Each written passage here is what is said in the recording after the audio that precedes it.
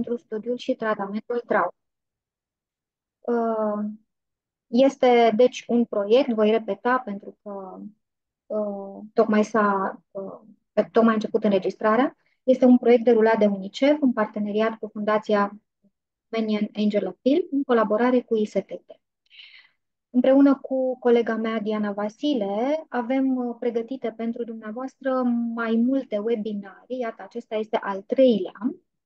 Mai multe webinarii care au ca focus sănătatea mentală a copiilor și adolescenților și uh, cumva întrebarea sau atenția pe care ar fi de dorit ca noi, în calitate de părinți, să o orientăm către ceea ce putem face noi pentru ca ei, copiii noștri, adolescenții noștri, să beneficieze de o bună sănătate. Ei bine, acesta este al treilea webinar care se referă sau care pune cumva lupa pe rolul de părinte. Și aș vrea să îmi permiteți câteva secunde ca să dau share și cu ocazia asta să-mi și spuneți în ce măsură se vede la dumneavoastră. Mm, mm, Se vede, da, mulțumim. Bun. Vede. Încă un pic. Acum se vede. Da, da. Haideți să facem o mică probă. O să derulez două, trei slide-uri ca să-mi spuneți cât din slide vedeți. E ok? Se vede full, Mergem da, așa da, mai da. departe? Foarte Da, bine da, se e vede, da. foarte bine. Da? Perfect. Bun. Părinte, scopul de la prezență, despre rolurile parentale. Și cumva prin titlul acesta deja deschidem poarta către una dintre cele mai bazale caracteristici ale părintelui, faptul de a fi prezent. Uh, Faptul de a fi prezent în situația în care părintele nu are doar rol de părinte. El nu poate fi exclusiv părinte și nu este exclusiv părinte și atunci provocarea este cu atât mai mare pentru că în momentul în care e față în față cu copilul, ar fi de dorit să găsească, nu știu, în interiorul său, printre resursele pe care le are, acele resurse care să-l ajute să fie cât se poate de conectat, de prezent, de atent la. Acum, ce este parentalitatea?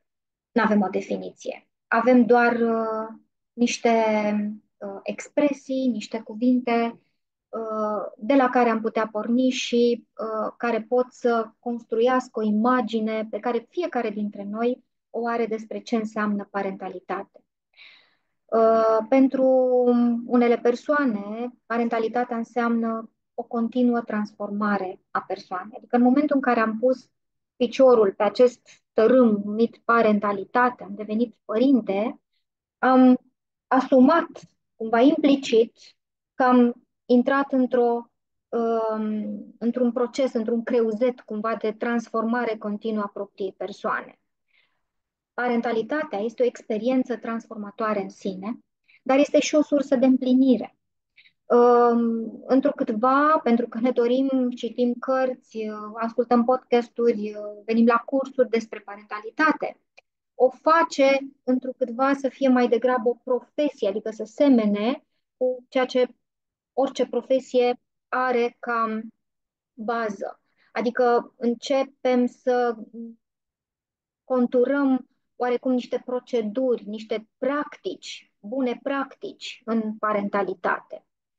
Oricum ar fi, este o provocare și ideea pe care vreau să o așez cumva la baza discuției noastre este că acest statut de părinte, odată ce a fost dobândit, nu se mai pierde și nu se mai schimbă niciodată. Adică nu este un drum uh, cu dublu sens. Ăsta este poate și motivul pentru care multe persoane zăbovesc, așteaptă, verifică momentul, contextul, resursele, relația potrivită, pentru că nu este o decizie ușoară, aceea de a deveni sau de a fi părinte. Astăzi aș vrea să încercăm să răspundem în mare la întrebarea ce știm despre parentalitate, ce știm despre parentalitate, cam așa, în câteva cuvinte, după care să ne uităm împreună la rolul parental din trei perspective, ca și când l-am putea vedea pe trei ferestre separate și să identificăm ce anume are acest rol parental din fiecare perspectivă biologică, psihologică și socială. Și la final, mi-ar plăcea să ne rămână timp și să pot să vă pun așa cumva în minte, în atenție, câteva dintre caracteristicile părintelui bun, că oricum s-au scris tone de cărți și lucrări pe ce înseamnă un părinte bun. Cred că nu pot să nu vorbesc despre părintele bun dacă mă refer la parentalitate în general, dar voi puncta doar câteva aspecte, acelea pe care le regăsim sau le găsim mai puțin, mai rar în scrierile de pe subiect. Astfel, o să începem prin a face o legătură cu webinarul trecut, în care spuneam că uh, experiența asta parentală oarecum începe din copilărie. Începe din copilărie de la propria noastră experiență de copii în relație cu proprii părinți. Modul în care noi ne-am simțit cu părinții noștri ne construiesc sau ne programează într-un fel ca viitori părinți.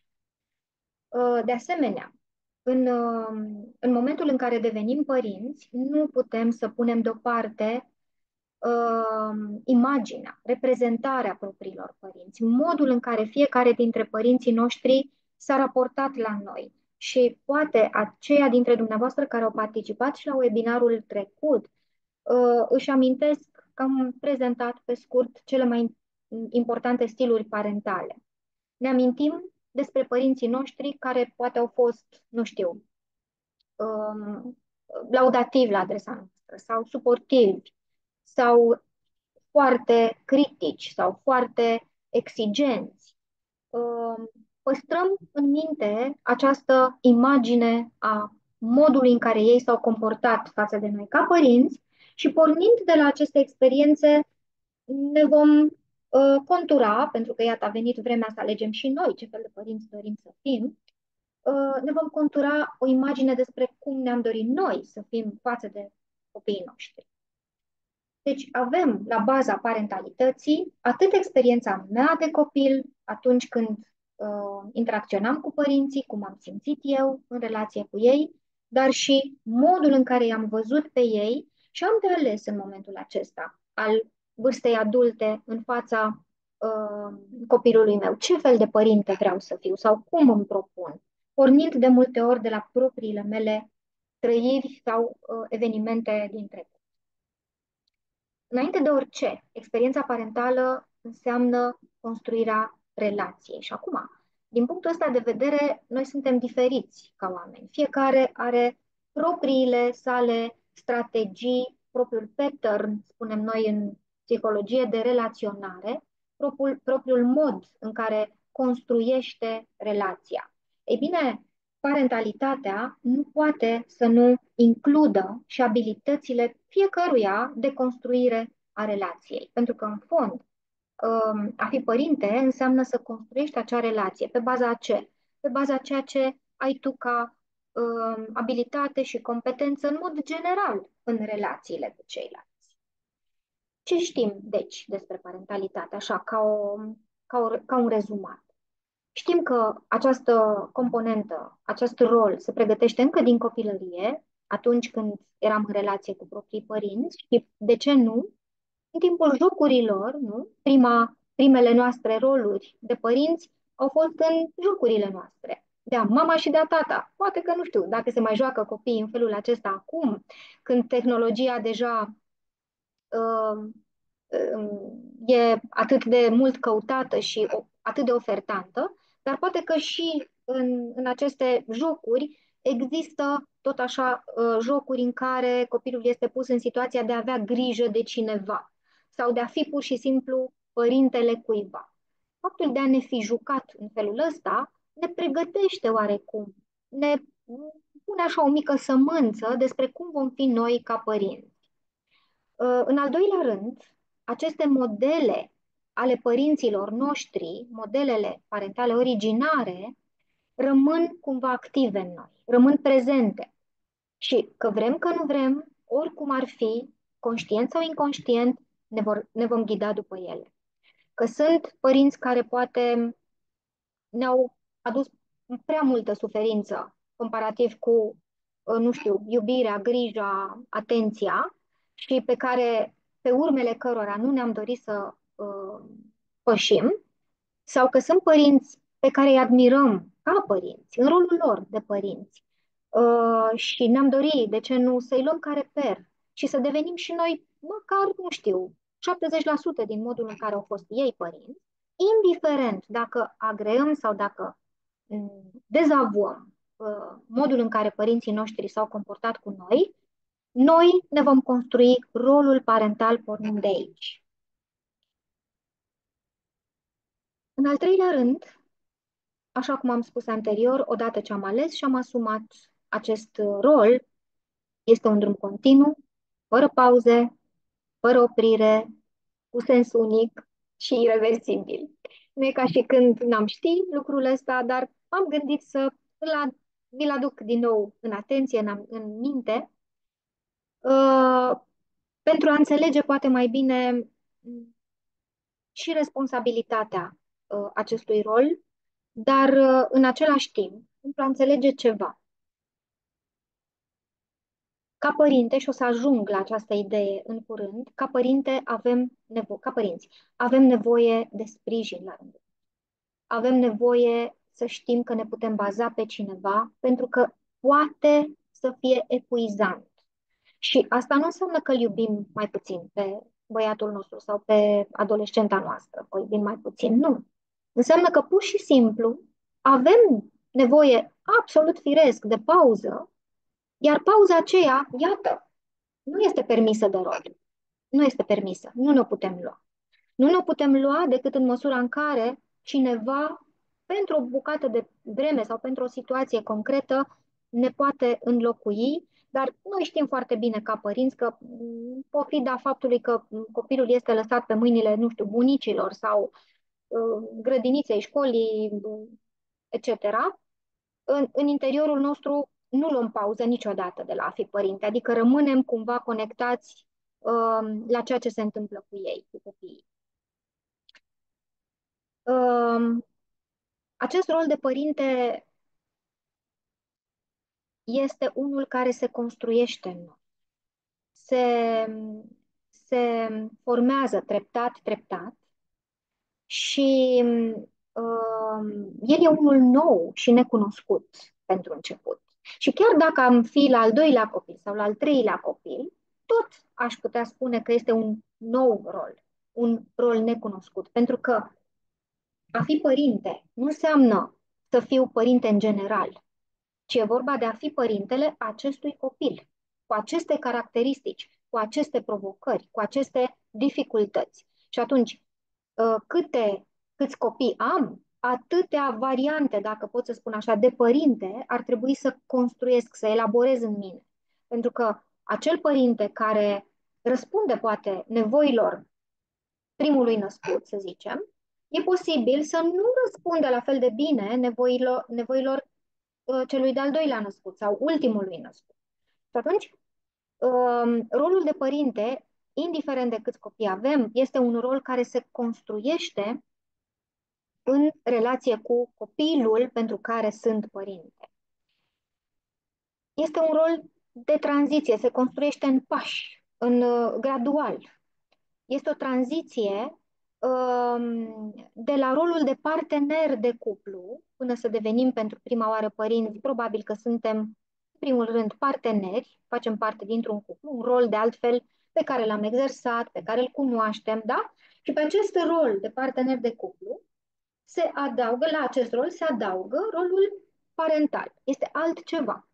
Este altceva și rolul de partener cumva ar trebui să își găsească cumva o conexare și o articulare cu rolul de părinte, ceea ce nu se poate întâmpla de la bun început, și există aici de multe ori așa numita criza a primului născut, da? Prin care familia trece, în momentul în care apare primul bebeluș în familia noastră, da?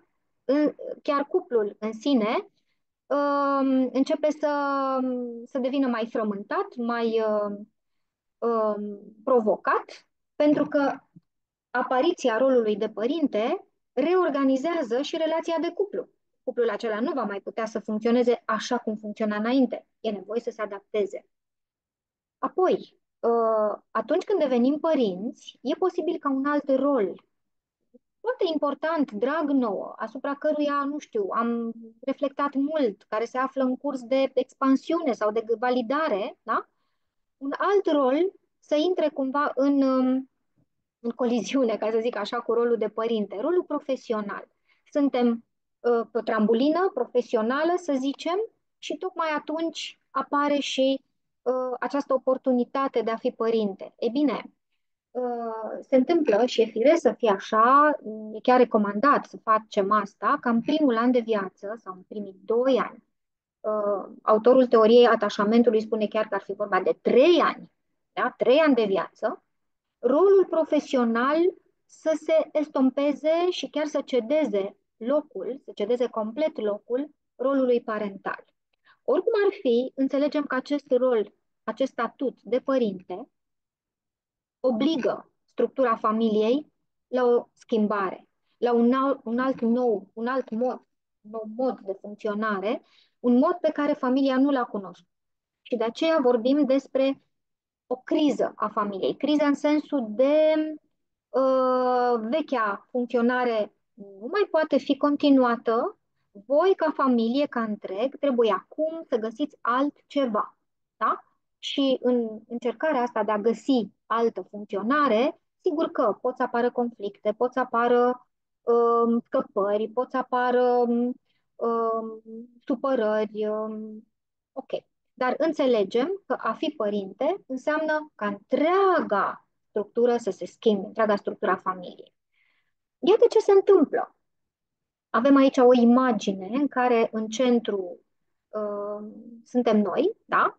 Planul personal, și de jur împrejur sunt rolurile în care mă aflu. Cele mai cunoscute sunt rolurile profesional, partenerial, social și probabil și altele după caz. Fiecare dintre voi își poate completa și chiar ar fi interesant, acum mă gândesc, dacă ascultându-mă n-ați vrea să vă întrebați ce aș completa în aceste căsuțe care au rămas libere. Da? Care sunt rolurile pe care le am în afara acelora menționate și în afara rolului parental, despre care aș vrea să menționez că la început, în perioada lui de formare, de tranziție la părinte, la rol de părinte, el este exacerbat, el înghite de multe ori rolul profesional, mănâncă, să zic așa, o parte din rolul partenerial, da? Este prioritar.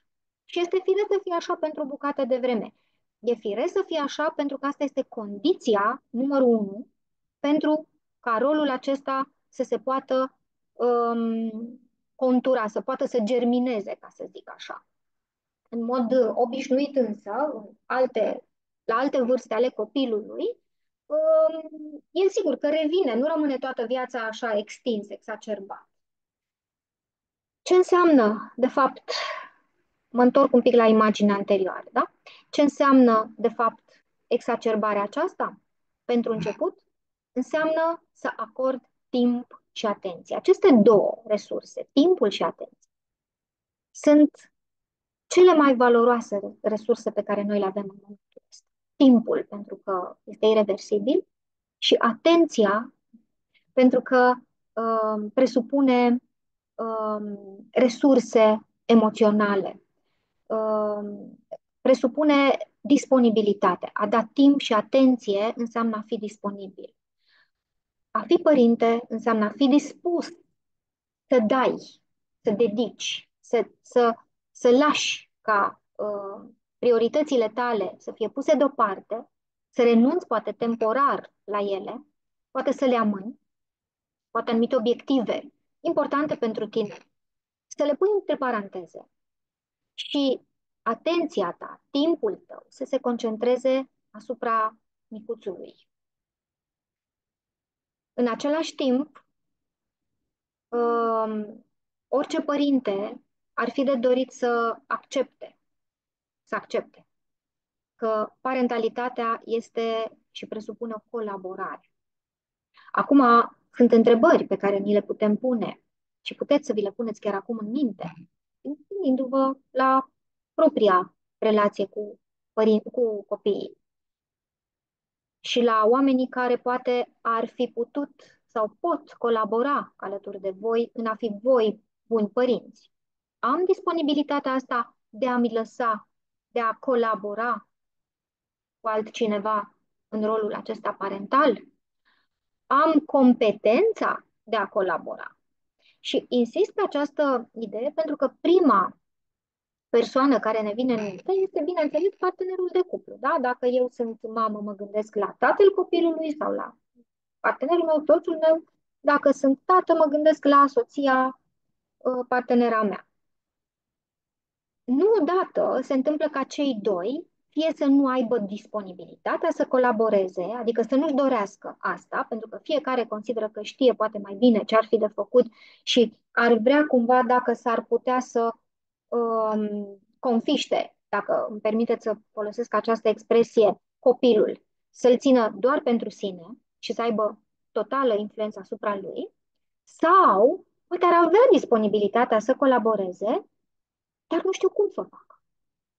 Nu știu cum anume să permită această colaborare. Dar ce vreau să menționez acum cu această ocazie este că angajarea în rolul parental nu poate fi susținută de o singură persoană. Părintele are nevoie să se protejeze de epuizare, așa cum în corporații sunt programe de prevenire a burnout-ului, da?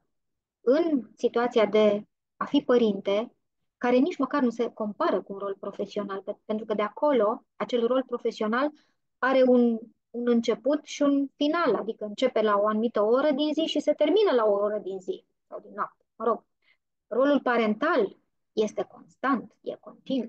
Cu atât mai mult, epuizarea aceasta poate să ne dejoace planurile, adică să ne transforme în niște părinți pe care nu ni dorim pentru copiii noștri. De ce? Tocmai pentru că am pierdut această șansă de a colabora, de a ne lăsa ajutați, de a le permite și altora să fie lângă noi în momentul în care suntem părinți. În mod obișnuit, să zicem, ar fi de dorit să vedem acest rol parental ca fiind la fel de important ca celelalte, nu mai important, așa cum am arătat anterior. Este mai important atâta timp cât el se formează, când el se conturează. După ce s-a format, s-a așezat, am căpătat experiență, el revine la dimensiunile, să zicem, firești, da? Și este ce? Un rol printre altele. O mare problemă pe care nu putem noi să o rezolvăm și nici nu știu cum ar putea o face cineva, este că atunci când vorbim despre părinți, ne centrăm prea mult pe această bucățică, rolul parental, și pare că le ignorăm pe celelalte. Și le spunem părinților, păi tu, în calitate de părinte, ar trebui să încearcă asta, încearcă cealaltă. Sunt niște recomandări și niște sfaturi care șchiopătă oarecum, pentru că ele nu iau de multe ori în seamă și sistemul acesta de roluri și mai ales aspectele personale. Ca urmare, vă sugerez, ca să fiu așa directă, că atunci când vă gândiți la voi și la modul în care sunteți ca părinți, să fiți cât puteți de blânzi cu voi. Să nu vă supărați sau să vă criticați prea mult, cerându-vă să faceți mai mult decât puteți, tocmai pentru că n-ar fi de dorit să vă epuizați și tocmai pentru că viața, da, este complexă. Ea presupune alte și alte roluri. Acum, care sunt fațetele și cum am putea să ne uităm la acest rol parental prin, spuneam mai devreme, cele trei ferestre: biologic, psihologic și social. Um, Deși foarte multe persoane, înainte să decidă să devină părinți, vorbesc în termen de pregătire despre asta, adică nu sunt pregătită sau aștept să mă pregătesc sau am nevoie să mă pregătesc, asta înseamnă să fac anumite lucruri. Trebuie să știm că din punct de vedere biologic, noi suntem echipați cu tot ceea ce avem nevoie pentru a fi părinți, din punct de vedere biologic. Adică există această, dacă vreți, dotare prin, prin cele 5 comportamente preprogramate biologic, pe care le-am numit așa metaforic un kit de supraviețuire. Este un buchet de 5 comportamente care acționează și funcționează împreună, exact în această ordine pe care o vedem pe slide. Și vă rog să observați că primul, deci cel care dă startul supraviețuirii copilului, da, atenție, este comportamentul de parenting.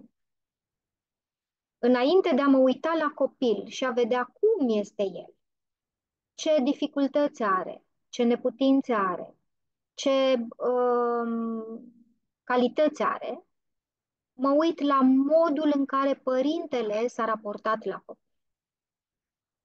Ca urmare, comportamentul de parenting, cel puțin la nivel biologic, este acela prin care individul biologic, da, îngrijește, își îngrijește puiul, da, își îngrijește puiul și îi asigură toate condițiile pentru supraviețuire.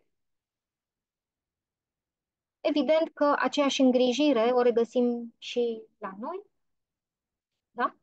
Și oamenii, evident, încep prin a fi părinți, tocmai prin această dorință sau prin această disponibilitate de a oferi grijă, de a oferi protecție, de a oferi iubire. Okay? Asta înseamnă, în primul rând, ca, dacă vreți, strat biologic, preprogramat biologic, a fi părinte.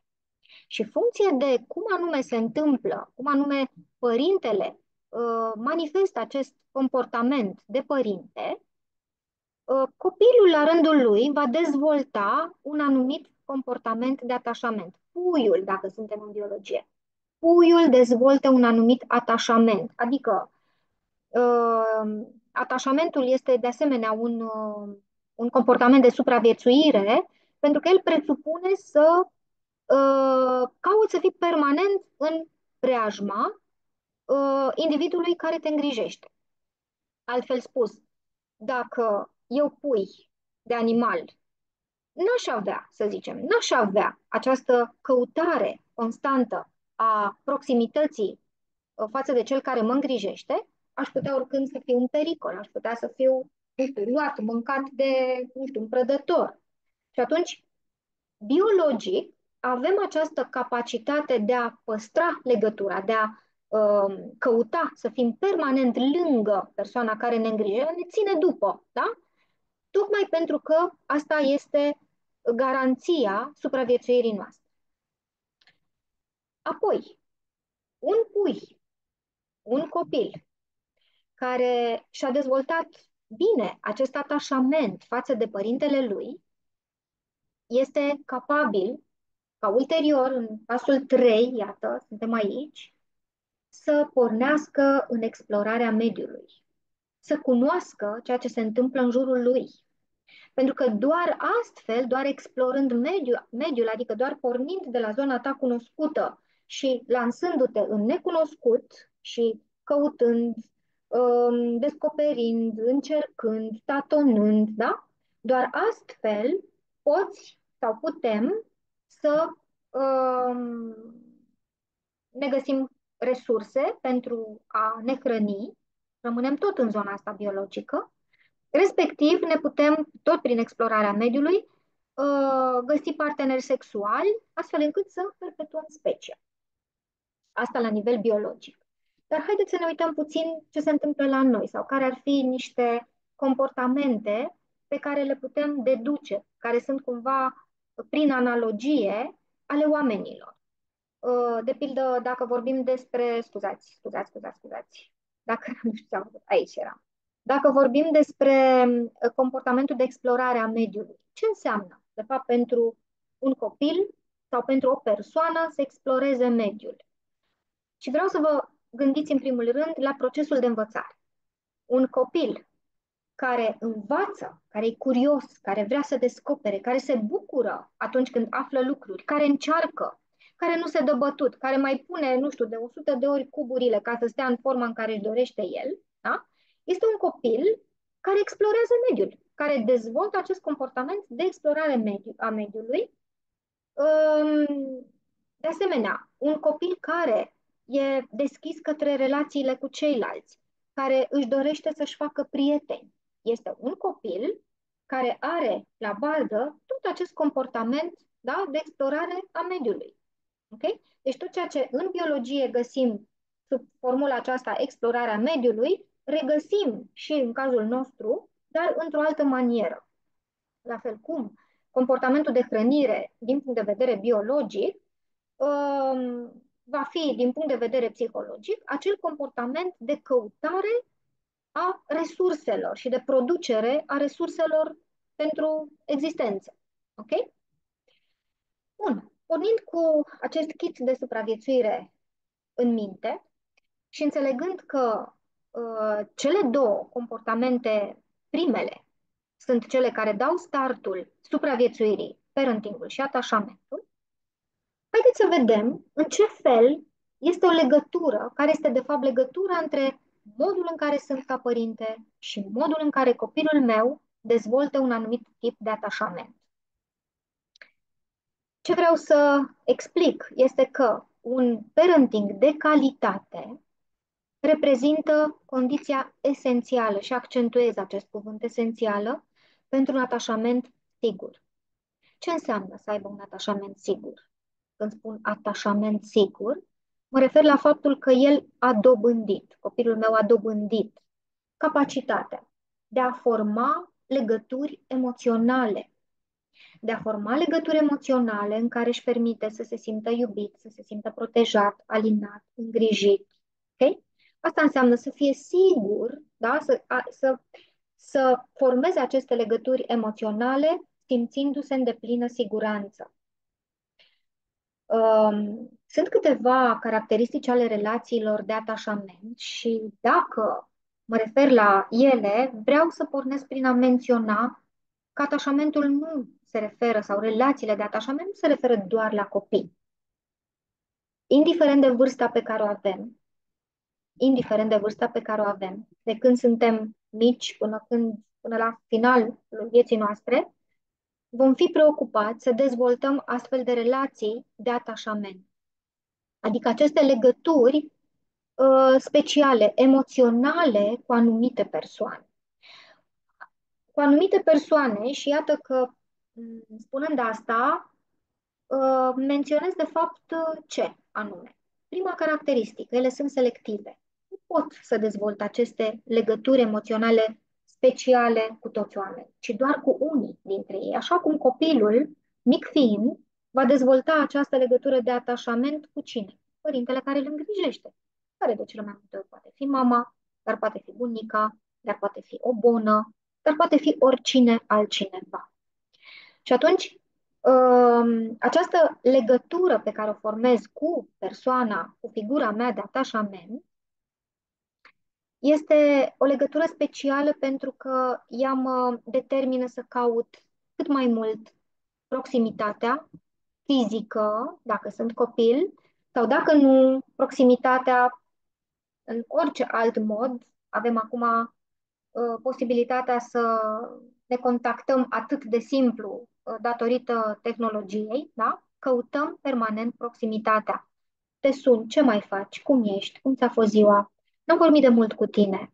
Este o modalitate prin care îți transmit că ești prietenul meu, că ești colegul meu, că ești indiferent cine ai fi, îți transmit că eu mă simt conectată cu tine emoțional, într-o manieră aparte. Nu ești la fel pentru mine cum sunt toți oamenii. Ești un pic altfel, ești diferit pentru mine. Da? Îmi doresc această legătură cu tine. De ce îmi doresc această legătură? Pentru că ea, relația de atașament, oferă confort și liniștire. Este o relație în care te simți bine, te simți confortabil, te simți relaxat, te simți înțeles, te simți inclus, susținut de multe ori, sfătuit, ghidat. Ok. Este o relație din care te hrănești emoțional, în primul rând. Și, nu în ultimul rând, ultima caracteristică este că aceste relații de atașament, atunci când se rup sau sunt în pericol de a se rupe, sau se distanțează, pur și simplu, poate nu se rup, ci doar se mai fruțiază, ca să spun așa, produc supărare, produc frică, produc furie. Nu le trăim ok. Nu ne simțim confortabil în momentele acelea. Tocmai de aceea, atunci când ținem foarte mult la cineva și relația cu persoana se distanțează sau se rupe sau pur și simplu persoana dispare, suferim. Este firesc să suferim, este firesc să simțim pierderea și poate aceia dintre dumneavoastră care au fost și la webinarul de dimineață și amintesc că vorbeam despre o familie funcțională în cadrul căreia este respectată senzația și este respectat sentimentul de pierdere. Adică oamenii au voie să se exprime în legătură cu asta în maniera lor autentică. Ok? Revin. Acestea sunt caracteristicile oricărei relații de atașament și când spunem atașament, putem să spunem, așa cum de altfel și autorul teoriei atașamentului a menționat, este vorba despre o siguranță. Este un fundament care îți dă certitudine, îți dă siguranță, îți dă încredere, mai spun unele persoane, încredere. Dar când spui siguranță, poate că termenul acesta, deși pare să fie ușor de înțeles, în același timp poate fi văzut într-o manieră subiectivă. La ce se referă ea, siguranța, sau cel puțin din punct de vedere al atașamentului? Cum o definim? Ce înseamnă siguranță? Și dacă rămânem aici în zona aceasta a teoriei atașamentului, avem două aspecte. E vorba de cât de sigură mă simt în momentul în care îmi recunosc nevoile și emoțiile. Adică atunci când intru în contact cu propriile mele nevoi și emoții, cum observ emoțiile mele, cum observ, dacă le observ, da? Nevoile mele, dacă am acest contact, dacă îmi permit acest contact, da? Respectiv, al doilea aspect, cum le exprim, dacă le exprim. Pentru că s-ar putea să fiu conectată, conștientă cu nevoile și emoțiile mele, dar să nu-mi permit să le exprim. Sau să le exprim într-o manieră copleșitoare pentru cei din jurul meu, cum se întâmplă în cazul persoanelor cu atașament anxios. Ei bine, din punctul acesta de vedere al contactului cu nevoile și emoțiile, respectiv exprimarea acestora, da? Din punctul acesta putem să vorbim despre cel puțin două tipuri de atașament, adică două tipuri de legături emoționale. O legătură emoțională în care simt siguranță și acesta este atașamentul sigur sau securizant și o legătură emoțională în care nu simt siguranță, în care mă simt nesigur. Este tiparul insecurizant sau nesigur. Iar aceste tipare insecurizante au mai multe forme. Dar toate ne vorbesc despre faptul că acea persoană nu se simte confortabil în relația cu cineva, nu poate, nu știe, nu și-a dobândit acele, nu știu, abilități sau capacități de a forma această legătură emoțională care să-i dea confort și liniștire. De ce vorbim, de fapt, despre aceste tipare de atașament? Și de ce acum, când vorbim despre părinți, ne referim la ele? Pentru că studiile au arătat că există ceva ce se poate considera o transmitere de la generație la generație a tiparului de atașament. Și aș vrea să vă dau două exemple ca să înțelegem mai bine ce anume se întâmplă în relația aceasta dintre părinte și copil, dintre comportamentul de parenting și comportamentul de atașament. Un copil cu atașament sigur va deveni, are mari șanse să devină un părinte care poate oferi condiții de siguranță copilului său. Deci ne așteptăm ca acest părinte să aibă un copil cu atașament sigur. Și dacă ne uităm la aceste cuvinte pe care le-am scris eu cu roșu, da? Copilul cu atașament sigur, cuvintele care dă siguranță, copilul lui care are un atașament sigur, iată cum putem să imaginăm așa un fir între cele trei componente, da? Să le asociem, să le conectăm și să vedem, da, cum anume atașamentul sigur se transmite de la o generație la cealaltă. În același timp, auzim foarte des părinți care spun despre copii, dar nu știu ce se întâmplă că nu prea are încredere în el. Nu știu de ce nu are încredere în el, că totuși e un copil și deștept, și talentat, și nu știu, competent în la diverse activități. Totuși, nu are încredere în el. Ei bine, această transmitere a tiparelor de atașament de la o generație la alta ne spune că, de exemplu, un copil care a experimentat în copilărie un tip de atașament nesigur va deveni sau riscă să devină un părinte care să fie prea puțin implicat în relația cu copilul său.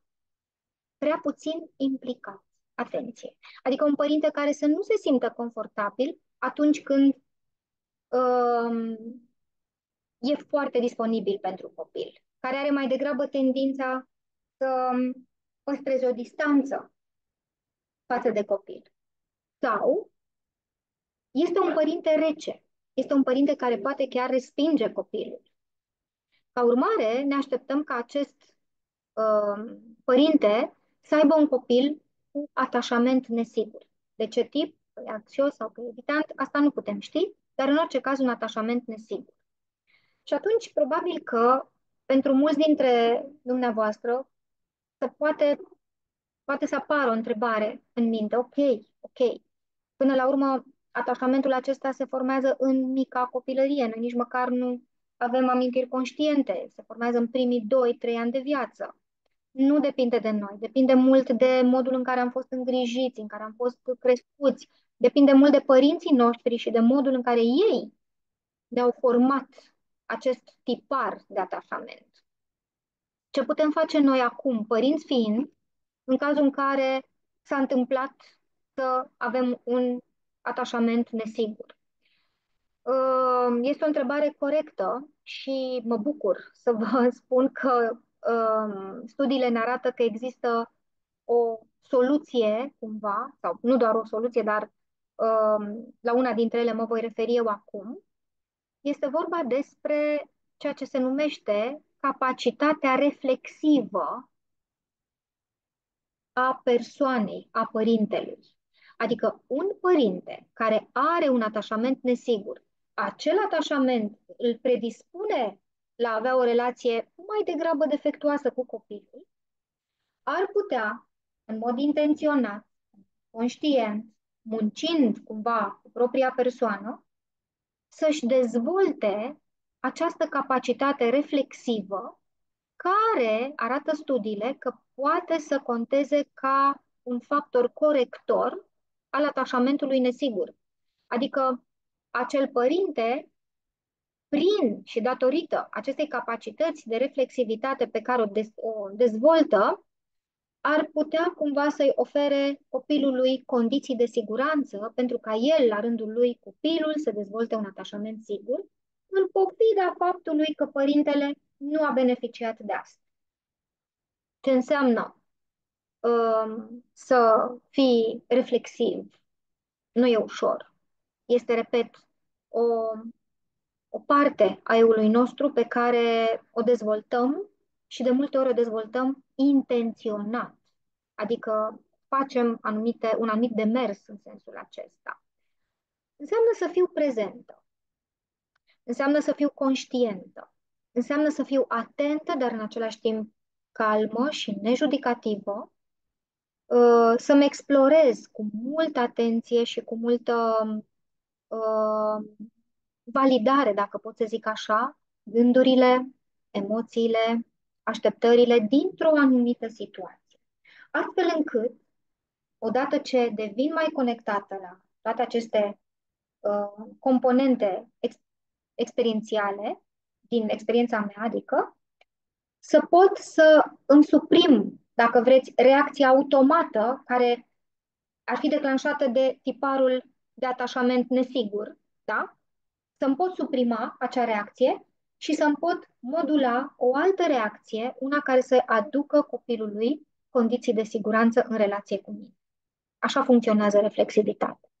Sigur, de ea are nevoie oricine, dar cu precădere persoanele, părinții, care, din motive care n-au ținut de ei, nu au avut șansa de a avea un atașament sigur. Altfel, dacă părintele are un atașament sigur, atunci prezența în relație este mult mai facilă.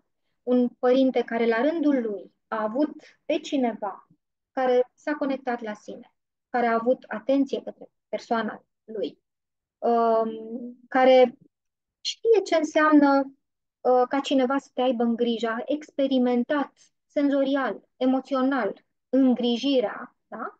Știe și are toate, cum să zic, are o ușurință de a oferi la rândul lui aceeași îngrijire pe care a primit-o. Astfel că, pentru cei care n-au avut această șansă, există această posibilitate ca ei să-și dezvolte eul reflexiv, spun. Și studiile arată că majoritatea persoanelor care trec printr-un proces de consiliere psihologică sau de terapie, în mod inerent își dezvoltă și eul reflexiv, pentru că de cel mai multe ori terapeutul îți adresează întrebări evident despre ce, despre gândurile tale, despre emoțiile tale, despre nevoile tale, nu?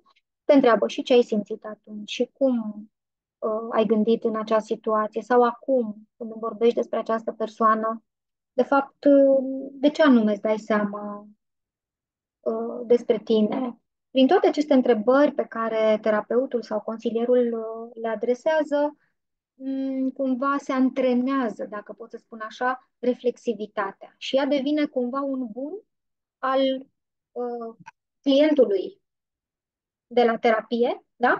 Și după ce el va fi încheiat procesul terapeutic, el oricum va rămâne cu această capacitate pe care a învățat-o și pe care a antrenat-o suficient în relație cu terapeutul lui și pe care, bineînțeles, o poate utiliza mai departe în relațiile sale. Aici era un exemplu, dar aș trece cumva peste el. Era vorba despre o poveste dintre un tată și un băiețel de 10 ani. E vorba despre un exemplu de cum anume gândesc dacă sunt un părinte cu un atașament nesigur, dar mi-am dezvoltat reflexivitate. O să trec însă, vă rog să-mi dați voie să trec peste acest exemplu și să să mă refer acum la aspectul psihologic al rolului parental. Am închis fereastra biologicului, deschidem acum fereastra psihologicului și când spunem psihologic, avem în vedere cele mai importante nevoi psihologice, adică cele relaționale, nevoile care se împlinesc, se pot satisface doar în relație cu cineva, doar prin implicarea unei persoane. Nu sunt nevoi care țin doar de mine. Okay? Și prima pe listă, prima pe care vreau să o aduc în discuție este apartenența. Și această nevoie, deși este a copilului, rolul pe care părintele îl are în a-l ajuta pe copil să simtă că aparține familiei este esențial. Apartenența înseamnă modul în care părintele îi transmite copilului că este parte din familie. De la faptul că îl drăgălește, spunându-i dragul meu, puiul meu, ești al meu, da? Acest pronume posesiv îi sugerează copilului această legătură între afecțiune și posesie, da? Și îl face să simtă că e parte din familie, până la faptul că sunt foarte multe situații în care copilul, începe să se definească pe el prin apartenențele lui. Cine sunt eu? Mă definesc pe mine prin al cui sunt eu.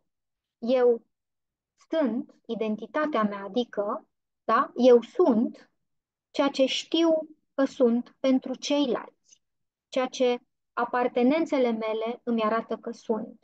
Și acum, într-o mică paranteză, vreau să menționez că în urmă cu mulți ani, în mediul rural, foarte mulți ani, se obișnuia, comunitatea fiind mică, se obișnuia ca mai degrabă cineva să fie întrebat nu cine e, ci al cui e. Al cui e? Este al lui X, al lui Y, da? Al cui, adică copilul cui e sau soțul cui e, soția cui e. Și acest al cui, de fapt, conținea cine e el. Ca urmare, un copil, ca să mă întorc un pic, un copil care are șansa asta de a fi fost în relație cu părintele împlinită nevoia de apartenență, va avea un nucleu al identității de sine bine conturat, consistent. Ok? Apoi, al doilea aspect important și a doua nevoie, despre care am vorbit astăzi dimineață chiar în al doilea webinar, este legat de loc. Locul pe care tu, părinte, mi-l dai în relația cu tine, locul pe care eu, copil fiind, îndrăznesc să mi-l caut, să mi-l fac, să mi-l obțin în relație cu tine. Vorbim aici despre, și am vorbit și dimineață, despre sentimentul de acceptare și de includere. O altă componentă importantă este dependența și sună rău, poate, pentru că sună un pic peiorativ, dependență, dar dacă o așez lângă cuvântul sănătoasă, deja se schimbă un pic conotația. Dependența sănătoasă. Ce înseamnă dependență sănătoasă? Copil fiind, este evident că el nu se poate descurca singur și tocmai de aceea există părinți care își asumă, care sunt responsabili de copiii lor. Este evident că el e dependent. Dar dependența, în cazul acesta în care noi discutăm, nu are nimic nociv în ea. Nu este acea dependență care presupune pericol, nocivitate, de tip adictiv. Nu la asta ne referim. Ne referim la o situație în care copilul se lasă pur și simplu în relația cu părintele său să fie ajutat. Se bazează pe ajutorul părintelui lui, fiind convins, având certitudinea fermă că el va primi acest ajutor din partea părintelui în momentul în care va avea nevoie de el. Aceasta este, deci, dependența sănătoasă și este foarte important ca copilul să, să fie dependent în acest mod de noi, de părinți. E foarte important. Să simtă că se pot baza pe noi, că suntem acolo lângă ei. Da? Adesea, numai faptul că ei au această convingere, această certitudine că ei se pot baza pe noi, este suficientă pentru ca ei să poată să se descurce singuri cu dificultățile lor. Faptul, și cred că e valabil și pentru noi adulții, faptul că știm că ne putem baza pe cineva dacă avem o dificultate. Nu? Avem acolo niște numere de telefon mai speciale în memoria telefonului nostru pe care le putem apela și cu cărora le putem cere dacă avem nevoie. Știm că sunt oamenii noștri de încredere, de bază, oamenii pe uh, care ar răspunde, care ar fi responsivi dacă le-am cere ceva. E bine, numai faptul că știm că există și avem acolo este suficient pentru a ne ajuta să ne mobilizăm resursele și să găsim soluții în situațiile cu care ne întâlnim. La fel și copilul. Simplul fapt că el știe, mama ar putea să mă ajute, ar putea, poate nu o face, da? În situația aceasta, dar eu știu că ar putea. Convingerea că ea ar putea mă va determina să pot să mă ajut singur. E o teorie foarte interesantă, peste care nu aș vrea să trec. Se numește paradoxul dependenței. O teorie foarte interesantă care spune că dependența copilului, acea dependență sănătoasă, se dezvoltă, pardon, scuzați-mă, independența copilului se dezvoltă doar în măsura în care, ca părinte, îi dai suficiente contexte în care să-și dezvolte dependența sănătoasă. Deci cu cât îi permit copilului să-mi ceară ajutor, îi permit copilului să se bazeze cumva pe mine, să vină către mine și să verifice în ce măsură pot să-l ajut, cu atât el va deveni mai independent. Contrar, poate impresiei generale, că dacă un copil cere mereu ajutorul, asta înseamnă că e incapabil. Nu. Asta înseamnă că el verifică măsura în care se poate baza pe mine. Asta înseamnă că cu fiecare verificare, da, el își dezvoltă încă un pas independența. Da? Paradoxul dependenței asta susține, că cu cât copilul depinde mai mult și își consumă dependența de părinte, cu atât are șansa să devină mai independent. Comparativ cu cealaltă situație pe care am întâlnit-o și poate și voi ați întâlnit-o, dumneavoastră ați întâlnit-o, la părinți care spun trebuie să fie independent. Îl împing, da? Îl încurajez, spun unii așa eufemistic, îl încurajez, adică îl împing, îi dau un imbold să fie independent. Independența este o alegere pe care copilul o face, nu este o alegere care vine din partea părintelui, ci din partea copilului.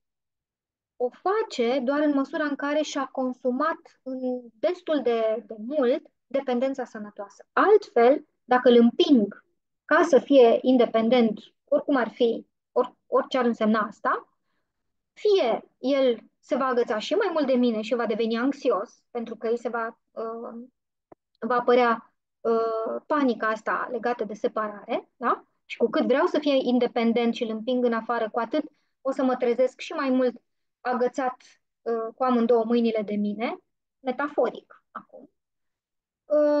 Și, de asemenea, dacă vreau să fie independent, este suficient să-l las să se agațe, să-l las să-și găsească baza de siguranță în relație cu mine.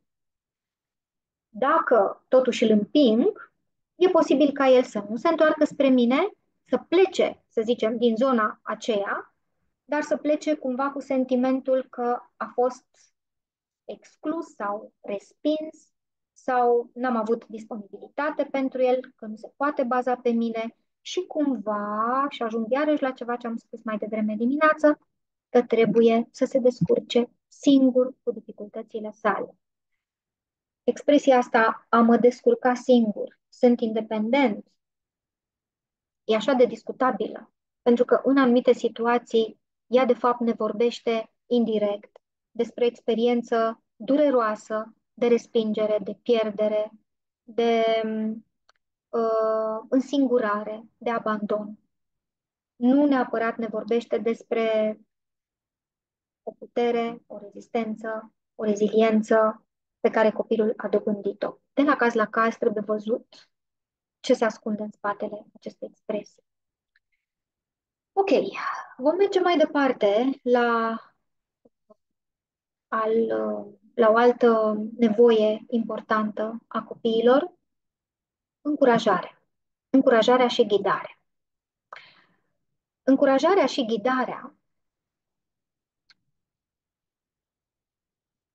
este o componentă sensibilă pentru că e o graniță fragilă între a încuraja și a bloca. De multe ori, din dorința de a vrea să-i dau curaj, ajung să blochez acțiunea. Cu cât îi spun, să zicem, eu am încredere în tine, vei reuși să faci asta, știu că ești, ai o groază de calități, ești foarte capabil. Ok, Cu atât, reținem că a fost greu, a fost distractiv. dacă puteți să închideți, vă rog, microfonul. Okay.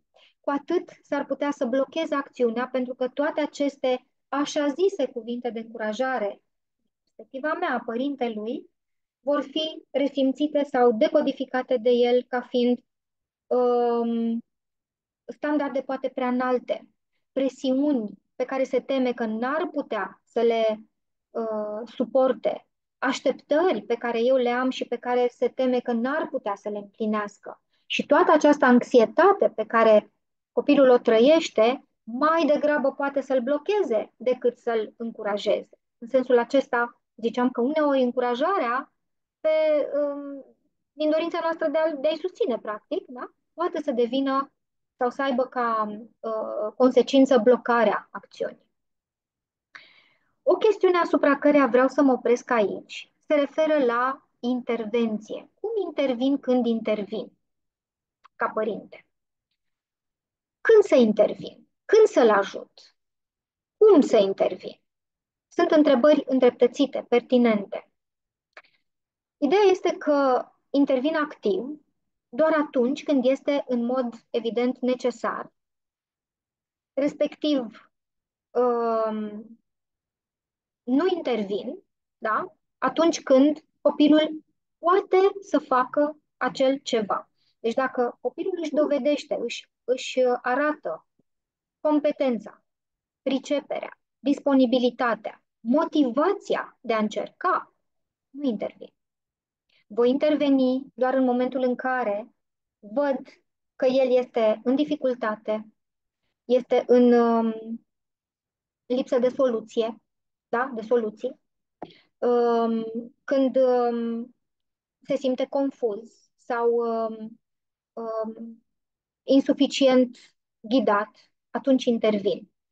Din modul în care noi intervenim ca părinți, copilul poate să aibă cel puțin două tipuri de sentiment. Dacă eu intervin, și o să dau mai ales acele situații pe care nu ni le dorim, pe care am vrea să le evităm.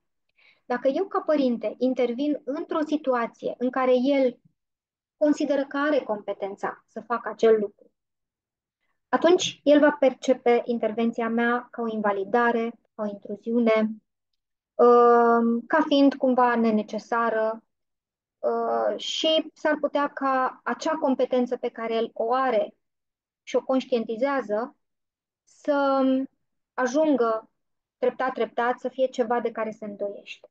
Ca și când s-ar stafidi, ca și când s-ar micșora în el însuși.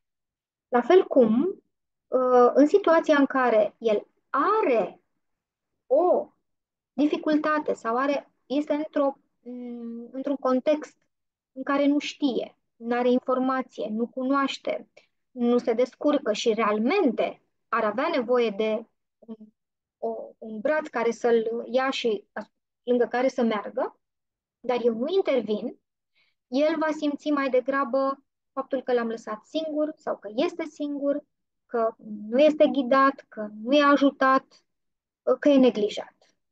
Și atunci, apropo de intervenție, și este ultima idee pe care o spun aici, ar trebui de fiecare dată când vrem să intervenim, să-l ajutăm cu cea mai bună intenție de altfel, să ne întrebăm care sunt, de fapt, resursele copilului meu? Poate el să facă față în această situație? Are el resurse sau nu? Dacă nu are, atunci intervenția este binevenită și e chiar sănătoasă. Dacă are, atunci pot să fie să rămân cumva în preajma lui, conectată, atentă la el și cumva pe fază în cazul în care lucrurile se schimbă și are nevoie de sprijinul meu, sau pur și simplu să fac un pas în spate pentru a-i oferi spațiu în care să se desfășoare și să-și verifice în realitate valoarea, competența. Din punct de vedere social, aceasta fiind a treia fereastră pe care o vedem astăzi, prin care ne uităm astăzi la rolul de părinte, sigur că ne referim la toate așteptările și influențele din partea societății, normele, valorile și avem mai ales în vedere acest aspect de reprezentare legală a părintelui. Părintele este cel responsabil de creșterea, îngrijirea, educarea, dezvoltarea copilului. Dar eu aș vrea acum să ne uităm la rolul acesta parental din perspectiva socialului, nu, nu gândindu-ne și uitându-ne la persoana care este părinte față de copil, ci mai ales la activitatea aceasta de a contribui, adică a fi părinte social, de fapt, are în vedere doar o activitate de a contribui la educarea și dezvoltarea copilului. Și din perspectiva asta, dacă schimbăm grila prin care ne uităm la fenomenul acesta sau la realitatea aceasta, vom vorbi despre mai multe categorii de părinți sociali. De pildă, asistenții maternali sunt niște părinți sociali, adică niște părinți care își asumă această contribuție la educarea și dezvoltarea copilului. Pentru ei este chiar o profesie. O altă categorie de părinți sociali sunt părinții adoptivi. În ceea ce privește pe ei, trebuie să știm că, în afara faptului că adopția în sine este un fenomen, din păcate, destul de complicat, ca să nu zic altfel, în spatele deciziei de a adopta, adesea se află o experiență traumatică, despre care mulți părinți nu au îndrăzneala sau nu au cuvintele sau nu au puterea să vorbească. Pentru un părinte adoptiv este dificil din mai multe motive. Odată, pentru că probabil în experiența lui de viață, o experiență grea, o experiență dureroasă l-a împins, l-a determinat să adopte. În al doilea rând, pentru că acel copil pe care l-a adoptat este unul cu care trebuie să-și construiască o relație oarecum din mers, o relație pentru care nu are o istorie, adică pe care nu l-a văzut de la prima respirație, nu l-a luat în brațe din primul moment în care el s-a născut. Okay? Și atunci lucrurile pentru acești părinți sunt un pic mai complicate, de aceea ei au foarte mare nevoie de sprijin de tip psihologic. În al treilea rând, o altă categorie de părinți sociali, de fapt, sunt adulții care au rol de îngrijire și de creștere în diverse instituții. Ar putea și ei să contribuie la educarea și dezvoltarea copilului, indiferent de calitatea în care o fac, că sunt educatori, că sunt profesori, indiferent de, repet, de calitatea lor, sunt și ei niște factori importanți. Pot fi, de fapt, nu sunt. Pot fi niște factori importanți în dezvoltarea și educarea copiilor. Și, nu în ultimul rând, fiecare adult, orice persoană adultă care se află în preajma copilului, își poate asuma, dacă dorește, acest rol de a fi părinte social, adică de a fi responsabil pentru protejarea copilului și pentru a promova sănătatea lui mentală. De altfel, o să fac din nou o trimitere către comunitățile mici, de altfel, cu mult timp în urmă, în comunitățile rurale sau în comunitățile mici, acum în mediile urbane, dar în micile rezidențe, da? În spațiile acestea rezidențiale, închise sau semi-închise, această comunitate mică își asumă cumva să îngrijească și să protejeze toți copiii comunității. Adică chiar dacă nu este copilul meu, este copilul vecinului, este un copil de pe stradă, cum spun oamenii în mediul rural, da? Este un copil de care eu mă simt responsabil, de protecția căruia mă simt responsabil. Și atunci, din acest punct de vedere, acest rol de părinte social poate să fie în fond al fiecăruia dintre noi. Ce înseamnă un părinte bun? Întoarcem acasă. Ce înseamnă un părinte bun? Și e greu să spunem părinte bun, pentru că asta include o evaluare. Bun poate să primească sinonime cum ar fi un părinte conștient, un părinte eficient, un părinte competent, un părinte mindful, un părinte care nu pune condiții, care are o atitudine de necondiționare, da, a copilului. Vreau să îmi permiteți acum, pentru final, pentru ultimele minute, să menționez câteva dintre caracteristicile unui părinte bun. Desigur, nu am cum să le epuizez, dar sunt câteva pe care mi-aș dori să vi le las cumva în atenție, în minte, în suflet, cu scopul, cu speranța, de fapt, de a reflecta puțin la modul în care sunteți dumneavoastră părinți prin prisma acestor componente. E bine, o să încep prin a spune că principala calitate a parentingului provine din starea de bunăstare emoțională a părintelui, iar despre această stare de bunăstare emoțională a părintelui veți vorbi la ultimul webinar 8 cu Diana Vasile, care are exact această temă. E vorba de capacitatea persoanei, dincolo de rolul său parental, da? De a păstra contactul cu sine, de a rămâne conștientă de sine, de nevoi, de valori, de emoții. Ei bine, din ce vreau eu să vă transmit astăzi este că prima caracteristică pe care o consider importantă este ca acest părinte să poată alterna momentele de retragere cu momentele de apropiere. Ce înseamnă asta?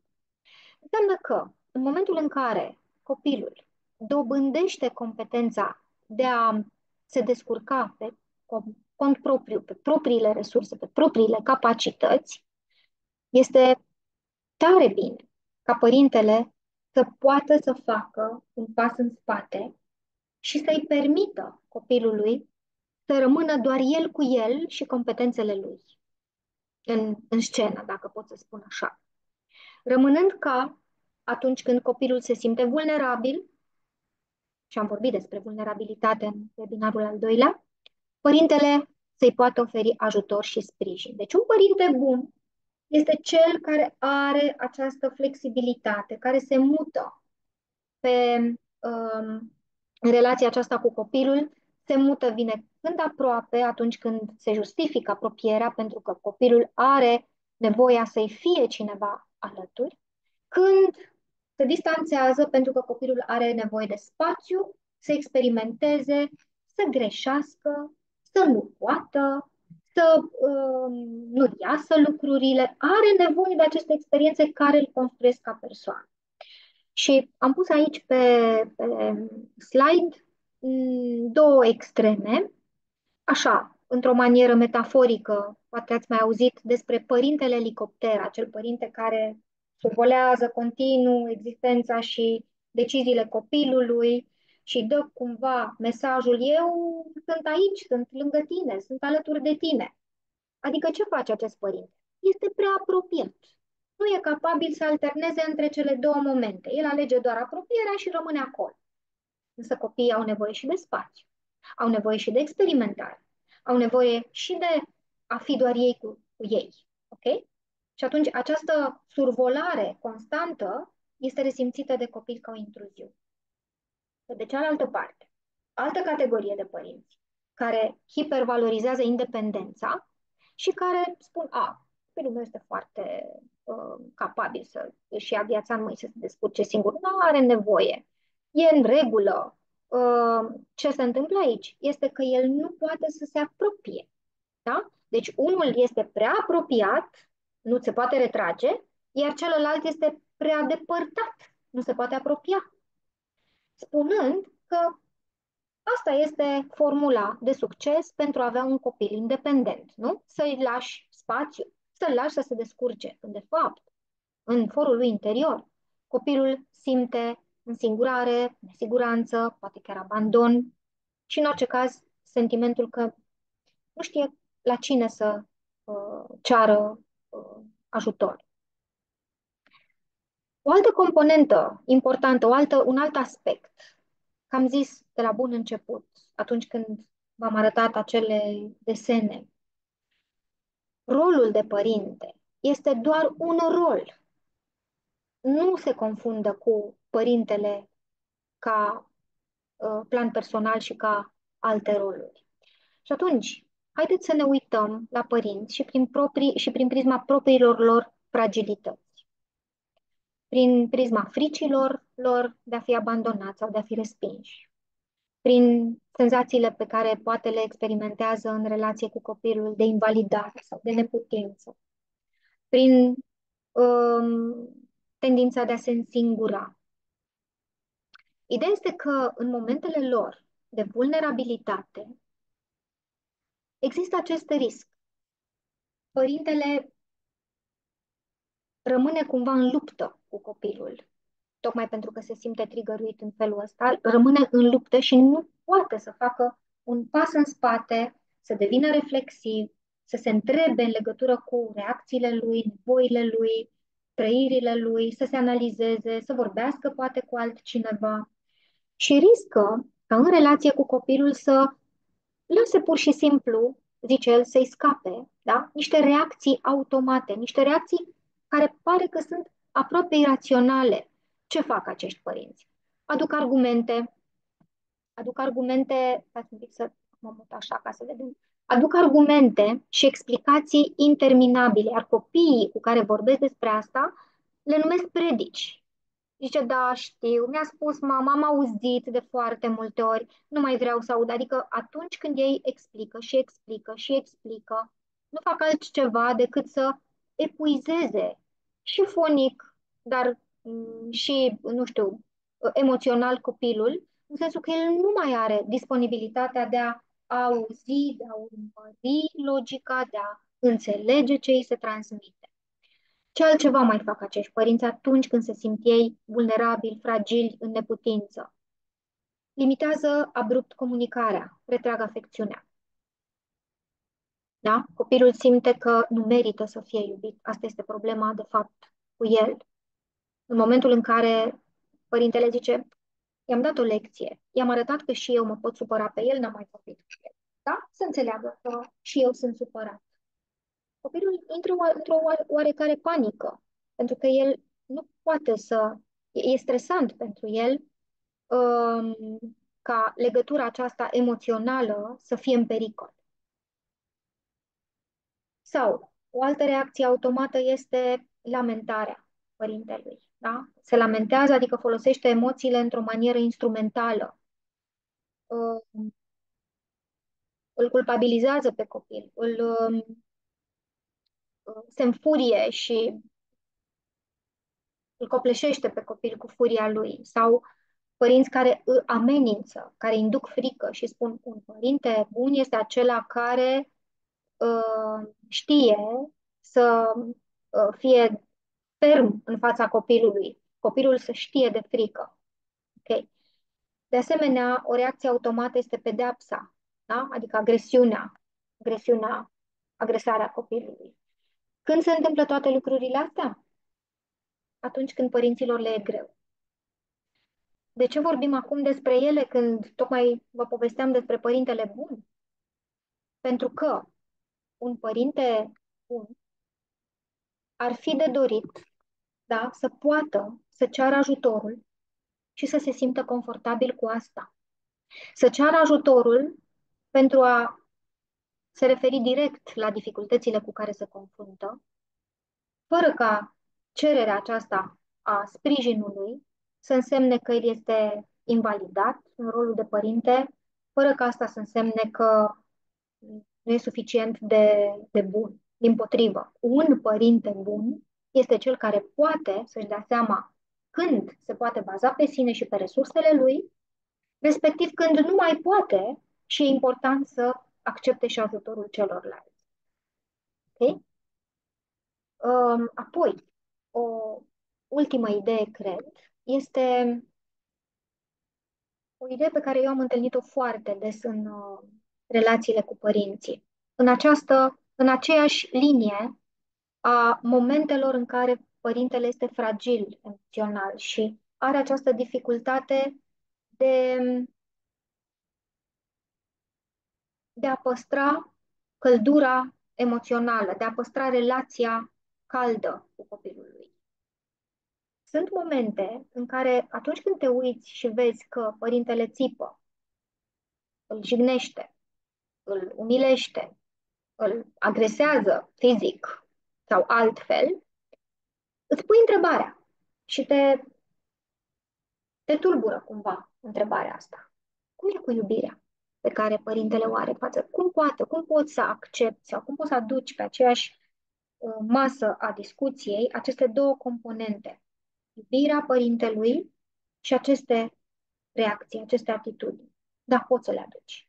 Pentru că, am spus eu, pare să fie o formă de amnezie emoțională, pur și simplu, în momentele acelea de vulnerabilitate, de neputință, de fragilitate, pentru un moment, părintele uită.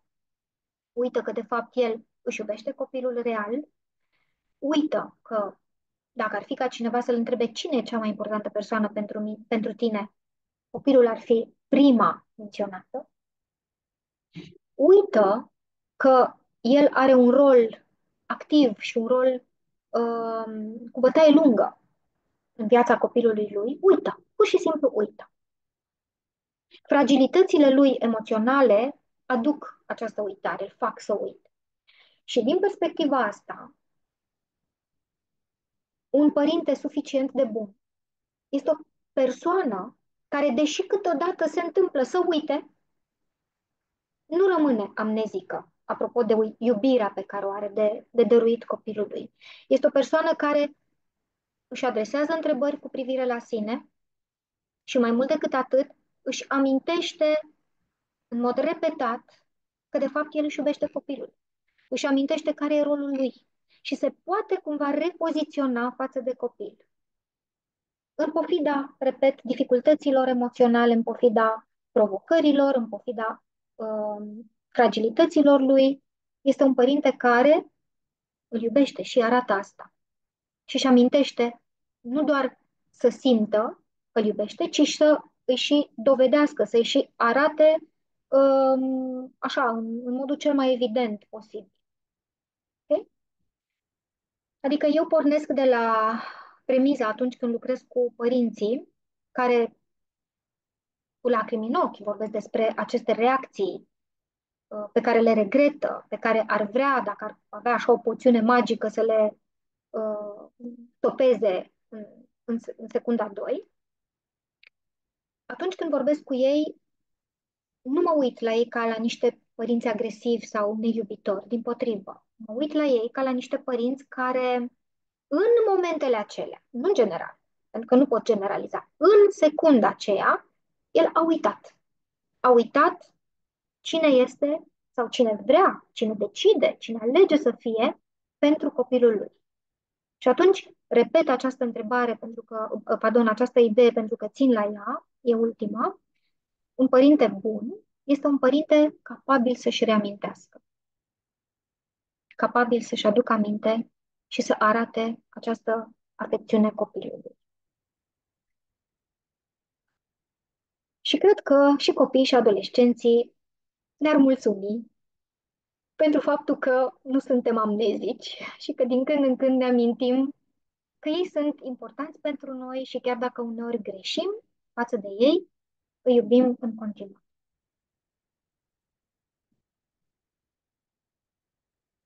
Acum, pentru că am încheiat această, cum să fac, sau top share, nu? Okay.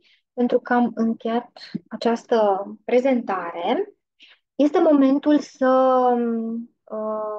ascult întrebările voastre și chiar, chiar aș vrea să vă asigur că toate întrebările pe care le-ați formulat în chat, dacă au existat, nu chiar acum, vor primi răspuns. Veți găsi, vă vom trimite răspuns la ele sub forma unei înregistrări pe care o fac împreună cu Diana Vasile, pornind exact de la întrebările voastre. Dar în afara acestor întrebări din chat, dacă sunt întrebări pe care să le luăm acum live.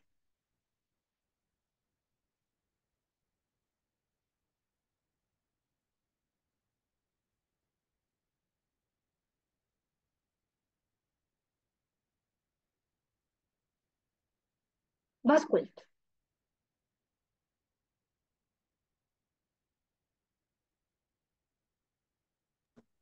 Bună ziua! Eu aș avea o întrebare Vă ascult. legată de faptul că am fetele mele sunt mari acum și tot vorbim despre atașament și despre faptul că se formează în primii 2 ani. Acum în prezentare am înțeles că modul prin care acesta se poate schimba este dacă părintele devine un părinte reflexiv și cumva conștientizează, bănuiesc, atașamentul lui și Așa, contactul da. care vine.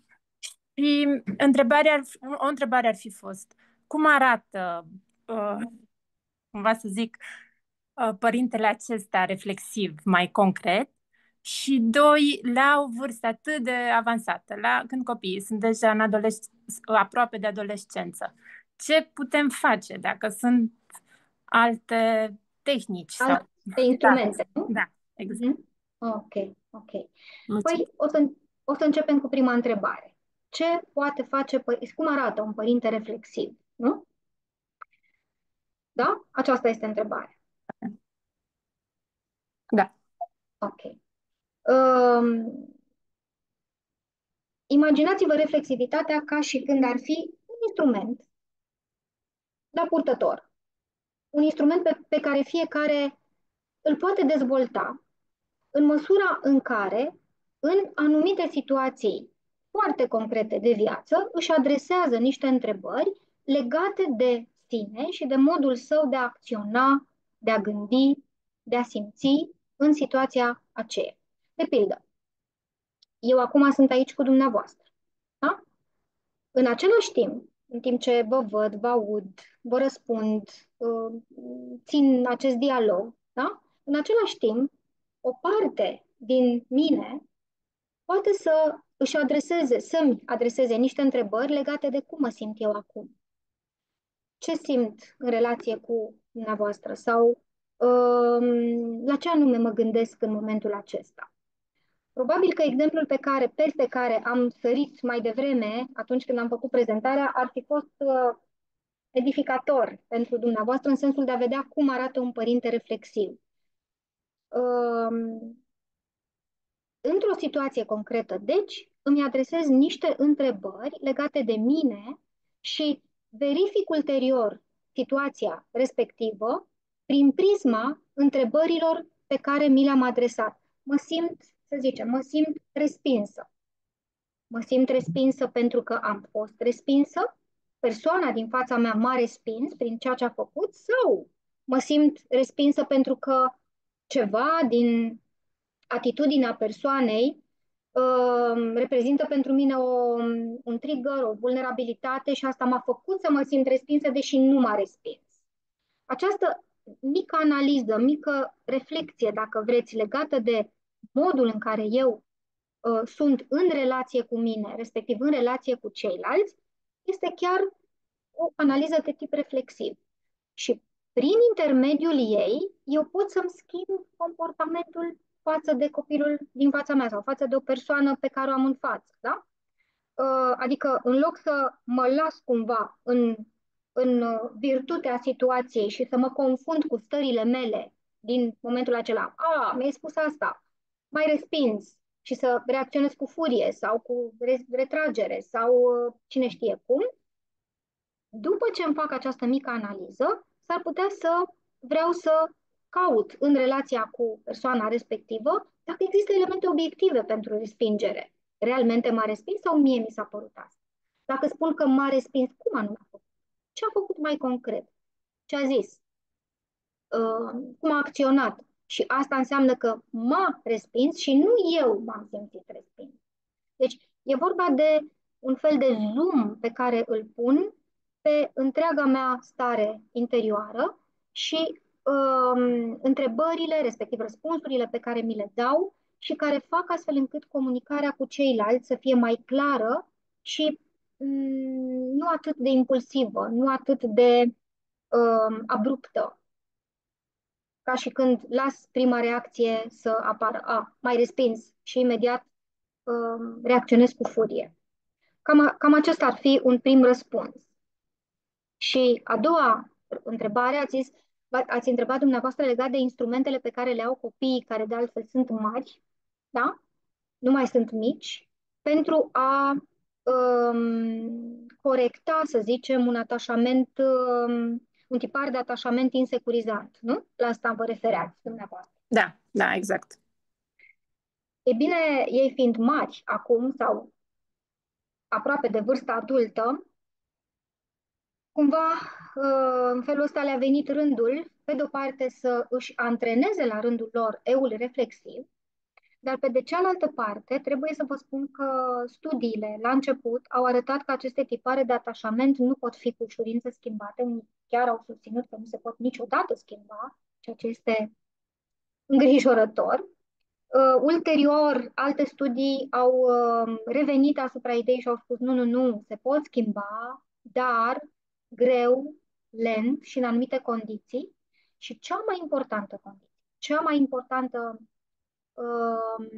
mai important aspect în schimbare sau instrumentul numărul unu este ca persoana respectivă, dezvoltându-și reflexivitatea pe cont propriu, da, să aibă șansa de a fi într-o relație cu o altă persoană care să aibă un atașament sigur. Da? Deci, problemele relaționale, apar în momentul în care cele două persoane, cei doi care formează relația, au dezvoltat atașamente insecurizante. Fiecare un alt tip de atașament insecurizant. În momentul în care unul dintre cei doi are atașament securizant, sigur, da? Sigur, de formarea legăturilor, acesta este un instrument în sine pentru cel care dorește să-și antreneze reflexivitatea și să dezvolte în sine alte reacții, alte răspunsuri la situațiile cu care se întâlnește. Deci acestea sunt cele două instrumente, reflexivitatea pe cont propriu și alegerea unor oameni care să aibă atașament securizat. Mulțumesc mult! Cu drag. Aștept o altă întrebare dacă mai există.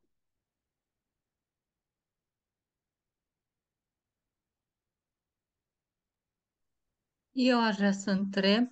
Vă ascult. Nu vă văd, dar vă ascult. în condițiile, eu sunt mamă singură, Mhm. tot vreau Asta, să mă fac vizibilă, dar nu reușesc, nu, renunț. e în regulă, vă aud, e ok. Ok. Mamă singură și am impresia că de cele mai multe ori alternez între stilul parental permisiv și atunci obținem conectarea emoțională și stilul autoritar, când atunci nu se fac lucrurile cum trebuie, am tendința să trec în stilul autoritar. Nu am, știu că modalitatea de mijloc între cele două extreme e cea mai potrivită pentru ei, dar nu am reușit să o găsesc și nu știu cum aș putea. Mhm. Mhm. Da, înțeleg preocuparea dumneavoastră, dar ceea ce vreau să vă spun este că, din nou, studiile ne arată că în cazul familiilor monoparentale cu mamă, indiferent de motivele pentru care uh, famili- familia, mama, în fine, este singură și crește singură copilul, um, dificultatea aceasta este foarte frecventă. Poate ați auzit expresia așa, între cunoscuți, sunt și mamă și tată pentru copil. Eu sunt singura, sunt și mamă și tată. A fi și mamă și tată înseamnă să îmi propun, pentru că asta e situația, asta îmi cere situația, să-mi propun să acopăr aceste două roluri. Pe de-o parte, mamă, maternitatea, care presupune mai multă afecțiune, toleranță, susținere, încurajare, nu? Tradițional vorbind, și rolul de tată, care presupune protecție, cerințe, limite, consecințe ale unor acțiuni. În momentul în care sunt doi părinți, ei își împart cumva rolurile în felul acesta. Dar dacă e vorba doar de o singură persoană, sigur că aceste două roluri ar trebui teoretic să fie acoperite, ceea ce este foarte mult pentru o persoană, e foarte greu.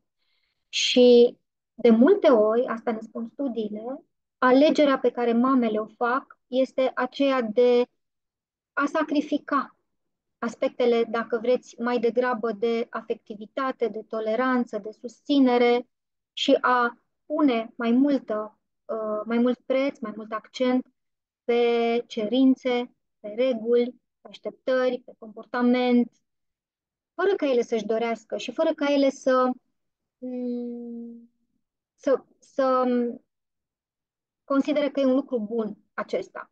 Dar în momentul în care sunt două componente și nu le pot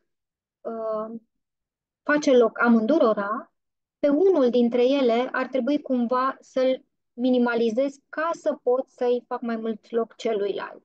Și de cele mai multe ori alegerea merge mai degrabă pe partea aceasta de cerință, adică pe partea de, cum a zis dumneavoastră, stil autoritar. Și asta vă face probabil și să oscilați între a fi când foarte centrată pe cerințe, pe ce vreți de la copil, pe ce așteptați de la el, când să vă conectați cu el emoțional, când să obțineți o apropiere emoțională. Ceea ce ne-ați spus dumneavoastră este o situație des întâlnită și cumva explicabilă. Înțeleg că întrebarea pe care mi-ați adresat-o este ce pot să fac? Ce pot să fac? Sau ce pot să îmi spun?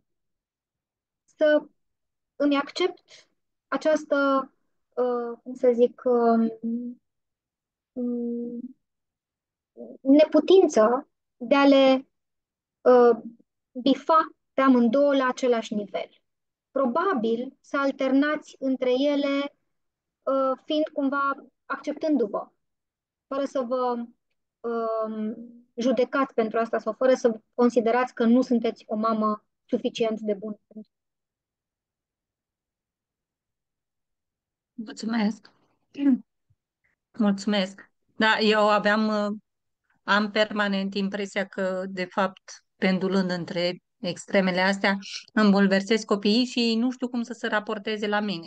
Ca la o mamă bună sau o mamă rea. Că eu când sunt bună, când sunt rea.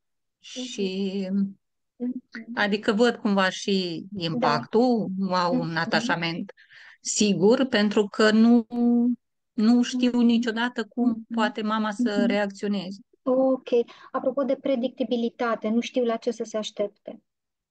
Poate să vorbiți cu ei despre asta și le spuneți, probabil că sunt destul de mari, nu?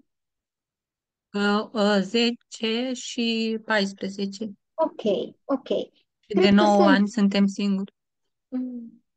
Cred că sunt destul de mari încât să poată să facă, să fie partenerii dumneavoastră de dialog și mai degrabă nu să le vorbiți despre dificultățile cu care vă confruntați, cât să le ascultați punctele lor de vedere. Cum e pentru ei? Ce nevoie ar avea ei? Ce vă sugerează, apropo, pornind de la nevoile lor, ce vă sugerează să faceți diferit pentru ca lor să le fie mai ușor să anticipeze reacțiile. Și de ce nu, pe de cealaltă parte, poate și dumneavoastră să încercați ca aceste comportamente sau aceste um, categorii de reacții să nu fie chiar extreme. Adică să le aduceți cumva într-o zonă de mijloc. Chiar dacă încă veți oscila, măcar să nu fie o prăpastie atât de mare între ele.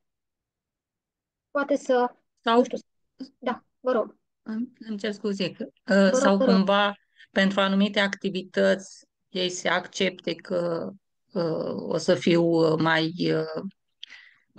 consecventă, mai dură în deciziile mele, cum ar fi, eu știu, temele, ordinea sau știu eu și alte activități. Cumva în unele activități eu sunt obligată să fiu mama rea și în altele mama bună, deși, da, după cum spuneți, nu sunt chiar atât de O să, extrem. o să Nu sunt chiar atât vă, de extrem. o să vă rog să-mi dați voie să vă contrazic și să vă spun că niciodată nu suntem puși în situația de a fi părinți răi sau mamă rea sau cum ați spus. Nu există nicio situație de genul ăsta care să justifice. Puteți doar să fiți o mamă fermă, dar în același timp atentă la sentimentele lor, la neputințele lor, însă în continuare fermă. Nu dură, fermă, fermă. Mhm. Fermitatea nu are în ea agresivitate. Duritatea are. Da, da, am înțeles. Am înțeles. Mulțumesc mult. Vă doresc mult, mult succes și multă, multă răbdare. Mulțumesc mult și pentru că organizați webinariile astea. Cred că sunt de foarte mare ajutor multor părinți. Mulțumim mult, succes cu proiectele dumneavoastră. Cu drag, mulțumesc frumos. Ok, mai luăm o întrebare, dacă ea există. O ultimă întrebare astăzi. Da, aș avea eu o întrebare, dacă îmi permiteți. Vă rog, Pentru că ați pomenit despre mama elicopter. Cu părintele siguranță, elicopter, n-am zis mama. mama, da, să Și zicem, asta da, poate să fie foarte bine elicopter.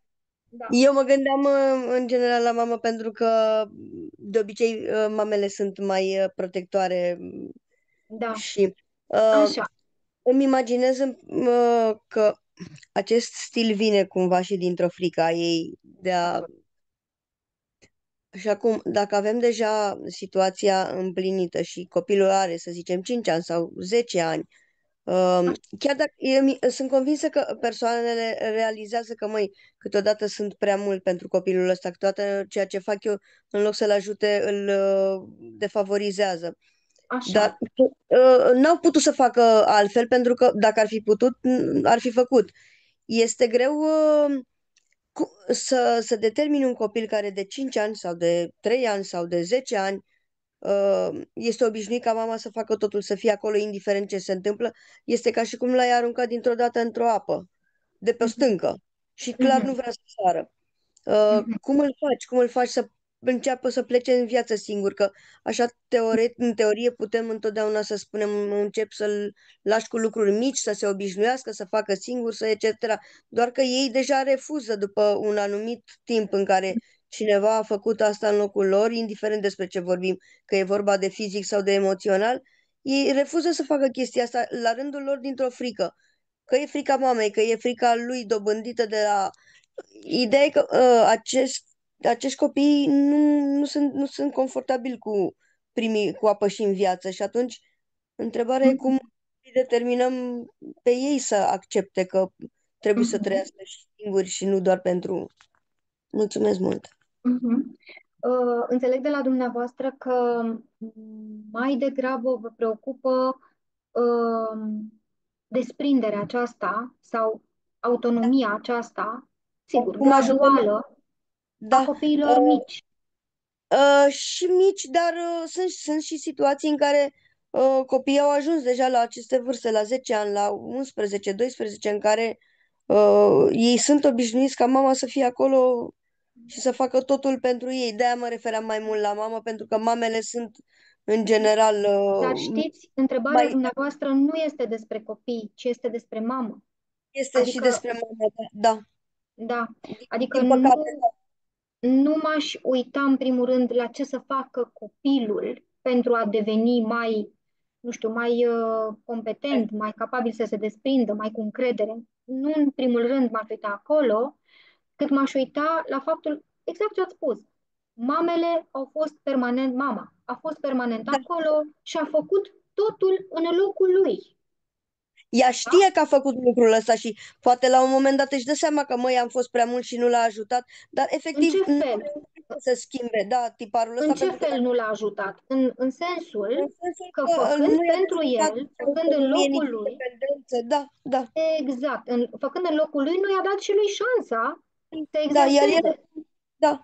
Și ei la un moment dat, hai că de-aia zic, la 3-5 ani, sunt încă mici, încă pot învăța, că abia ies în societate singuri, dar la 10 ani, la 12 ani, deja ei trăiesc pentru grupul de prieteni, adică acolo nu mai Mhm, poți veni cu mama după tine. Și se mhm. simte, e o deficiență în Da, da. comportamentul lor.